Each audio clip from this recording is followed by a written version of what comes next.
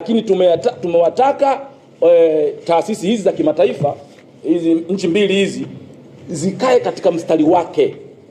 Utaona kwamba tumewataka wa Marekani kwa mfano wahakikishe wanachukua factual, accurate and balanced information kuhusiana na hali iliyopo Tanzania.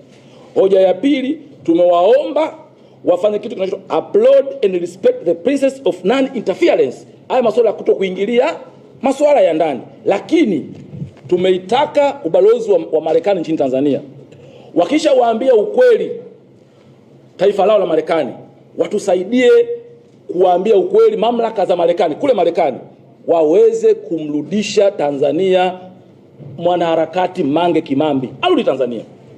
Arudi Tanzania kwa sababu ana kesi za kujibu. Tawaelewesha.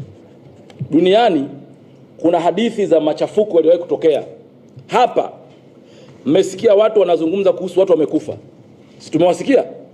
Lakini hata mtu huyu hajawahi kusema wale watu kwa nini wamekufa, bila kutaja namba yao, kama watu sangaika kuhusu namba wamekufa wangapi, bila kutaja namba. Kwa nini wamekufa? Watu wamekufa kwa sababu kuna watu waliowachochea. Sasa watuhumiwa ni wawili hapa. Tunahangaika sana serikali. Hapana.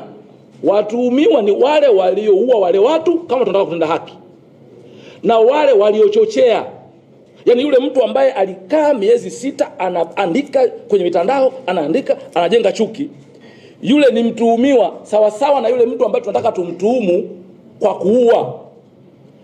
Ndio maana mauaji ya Rwanda waliofungwa ni walioua na waliochochea, wakiwemo wanahabari. Mtakumbuka vurugu zote zilizotokea duniani, watu wote waliohusika kuna pande mbili. Kwa sisi tunaitaka ubalozi wa Marekani, pamoja na kuheshimu utawala bora, pamoja na kuheshimu freedom of expression.